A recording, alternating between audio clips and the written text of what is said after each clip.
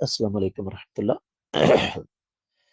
سوال یہ ہے کہ لوگ انبیاء کے پاس کس لیے جائیں گے؟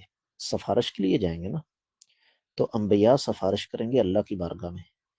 اگر انبیاء کے پاس سفارش کے لیے نہ جائیں تو اللہ کے پاس سفارش کے لیے جائیں۔ اللہ سفارش کس کے سامنے کرے گا؟ یہ تو شرک نہیں۔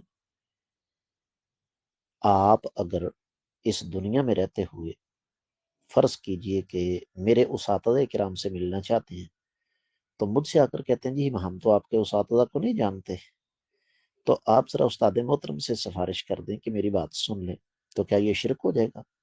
ایسا اعتراض کرنے والا شخص یا تو ذہنی طور پر مفلوج ہے بیچارہ، اس کا دماغ درست نہیں ہے، اور یا پھر دین کی مبادیات سے بالکل ناواقف ہے، اس کو دین کی بنیادی باتوں کا پتہ ہی نہیں، کہاں کیٹ کہاں کا روڑا بانگوتی نے کنبا جوڑا، یہ تو بات حلق سے اتر ہی نہیں سکتی۔